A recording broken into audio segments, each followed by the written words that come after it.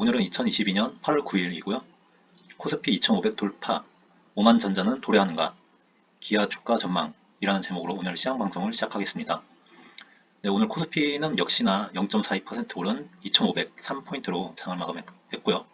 코스닥은 0.34% 오른 833포인트로 장을 마감했습니다.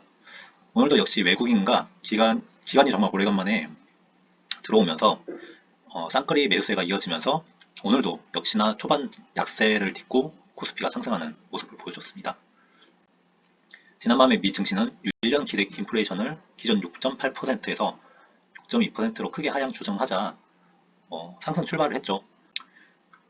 근데 그 중간에 엔비디아 실적에 대한 우려가 커지면서 나스닥 지수가 하락세로 돌아서면서 이제 기술 기업들에 대한 악재가 작용이 됐죠. 엔비디아 예비 분기 실적 보고서를 보면 게임 부분 매출이 크게 줄었다. 전체 매출이 67억 달러에 달할 것으로 예상했다. 네, 해당 수치는 시장 가이던스 81억을 하회하는 수치죠. 네, 크게 못 미치는 수치로 예상이 됐고요. 그래서 엔비디아 실적에 대한 우려감 때문에 엔비디아 주가뿐만 아니라 전체적으로 기술주가 밀집된 회사 지수가 좀 하락했고, 그 다음에 반도체 관련 주들도 좀 지지부진하는 모습을 보여줬습니다. 그래서 미 증시는 지난밤에 혼조세를 좀 보여줬었고요. 그리고 이번 주 10일이죠. 미국 7월 소비자 물가지수 지표가 발표가 되는데요. 이코노미스트들은 7월 CPI 지수를 전년 대비 증가율 8.7%로 전날의 9.1%에서 하락할 것으로 예상을 하고 있습니다. 그래서 크게 세 가지 포인트를 좀 보면 될 것 같은데요. 첫 번째는 이제 러시아와 우크라이나 전쟁으로 변동성이 굉장히 좀 커진 에너지 부분, 그 다음에 두 번째는 식품료, 세 번째는 미국 주택 가격, 특히 이제 임대료 부분이 포함된 미국 주택 가격 요 세 가지 포인트를 봐야 된다고 하더라고요. 자세한 내용은 내일 CPI 발표가 있은 후에 주가 향방이 갈릴 것 같고요. 그래서 대한민국 우리 국내 증시는 미국의 그 증시가 혼조세를 좀 보여줌으로써 인해서 장 초반에는 되게 약세로 출발을 했죠.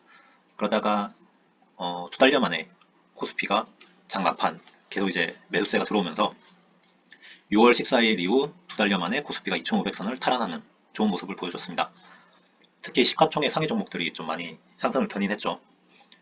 10개 종목 중에서 이제 6개가 올랐는데, 반면에 삼성전자와 SK하이닉스 반도체 대장주들이 좀 안 좋았죠. 그리고 현대차는 계속해서 이제 조정을 받고 있는 모습이고요. 그래서 제가 어제도 트랜스포스 이제 반도체 전망에 대해서 간략하게 소개를 드렸었는데,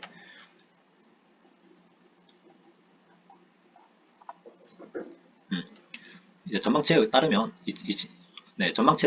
2023년 반도체 수요 증가율 역대 최저 기록될 거다. 인플레이션 수요 위축으로 메모리 제조사의 재고 조정이 있을 예정이고, D램과 낸드 주요 기업의 증설이 재검토가 될 것으로 전망이 된다라는 되게 좀 다소 부정적인 전망치를 내놓았었죠. 그래서 반도체가 지지부진하고 있는데, 특히나 우리 국내 반도체는 최근에 이슈가 되고 있는 치포동맹 관련된 대중국 견제를 위한 치포동맹 이슈 때문에 더 못 가고 있다라고 말씀을 드렸습니다. 그래서 1차적으로는 치포동맹 이슈가 어떻게 풀어나갈지에 대해서 좀 봐야 될 것 같은데, 오늘 전문가 분들의 몇몇 분들의 말씀에 따르면 대중국 수출 그 비중이 반도체 부분이 전부 다 해서 이제 60% 이상이 되기 때문에 우리가 치포 동맹에 참여를 한다고 해서 중국이 반도체 섹터를 건드릴 만한 그게 없다. 대신에 반도체가 아닌 다른 뭐 미디어나 엔터나 뭐 식품료, 식자재 이쪽을 좀 건드릴 부분이 좀 크다고 하더라고요. 낸시 펠로시가 대만을 방문하면서 좀 힌트를 얻을 수 있었죠. 대만 역시도 TSMC의 그 중국 수출액이 어마어마하다고 합니다. 그래서 중국에서 낸시 펠로시가 대만 왔다고 해서 반도체를 막 막은 게 아니라 쓸데없는 뭐 과자, 수산물 이쪽 부분을 좀 건드렸기 때문에 역시 우리도 그렇게 제재가 들어가지 않을까. 분명히 제재가 들어갈 거예요. 중국 놈들 쪼잔하잖아요. 그래서 분명히 우리가 치포 동맹에 참여할 것은 좀 확정적으로 좀 보여지고 있고, 그래서 중국이 우리의 어떤 섹터를 좀 건드릴 것인가가 좀 관건일 것 같은데, 1차적으로는 반도체는 건드리지 않을 것 같다. 다만 뭐 미디어 엔터 뭐 좀 건드리기 좀 만만한 부분 있잖아요. 그건 건드리지 않을까라고 좀 조심스럽게 전망을 좀 해봅니다. 네, 이어서 코스닥도 마찬가지죠. 시가총액 상위 종목 10개 중에 9개가 상승 마감했고, 그 다음에 양시장 모두 이제 기대 인플레이션 하향 조정과 인플레이션 감축 법안 통과 기대에 따라서 고의 외국인들의 매수세가 정말 지속적으로 연이어서 이제 계속 유입되고 있는 모습이죠. 그리고 이번에 물가 상승세가 좀 둔화한다는 징후가 나타날 경우에 미국 연준에서의 고강도 긴축은 완화될 가능성이 있다고 합니다. 지난주에 나온 7월 고용 보고서가 굉장히 좀 강세로 나왔었죠. 그래서 시장에서는 경기 침체 우려가 다소 완화된 모습인데 내일 CPI 발표에 따라서 한 달간의 주가, 그 다음에 하반기 주가를 미리 좀 예측해 볼 수 있을 것 같아요. 그래서 오늘도 좀 지켜보자 라는 게 제 의견이고요. 그래서 오늘 간략하게 코스닥은 이제 이틀째 개미들이 사고 있다. 그 다음에 코스피는 아까 말씀드린 대로 2500선 회복했다. 외인들이 9거래일 연속으로 순매수 포지션을 유지하고 있다. 라고 정리해 볼 수 있을 것 같습니다. 네, 넘어가겠습니다. 네, 기아 주가 전망에 대해서 오늘 한번 살펴보겠습니다. 기아 같은 경우에는 주가가 크게 빠지지도 않고 크게 오르지도 않는 8만원 선 라인에서 계속 움직이고 있죠. 그래서 이동평균선이 계속 이제 수렴하고 있고 여기서 언제 이렇게 뭐 탁폭발해서 거래량이 실려서 탁폭발할지 아니면 하락할지 좀 가늠이 안 되는 모습인데 그래도 이렇게 큰 하락 없이 정말 꾸준하게 정말 지속적으로 이렇게 주가가 추세선 안에서 이렇게 계속 움직인다는 것은 크게 좀 힘을 모으고 있는 것 같아요. 힘을 모으다가 어떤 모멘텀에 의해서 어떤 재료에 의해서 상승할 여지가 있다고 저는 생각이 들기 때문에 어느 정도 이렇게 거래량이 좀 늘고 매물이 좀 쌓이게 돼 거래량이 좀 실리게 되는 순간에 크게 폭발하지 않을까라는 좀 희망 회로를 좀 돌려보고 있고요.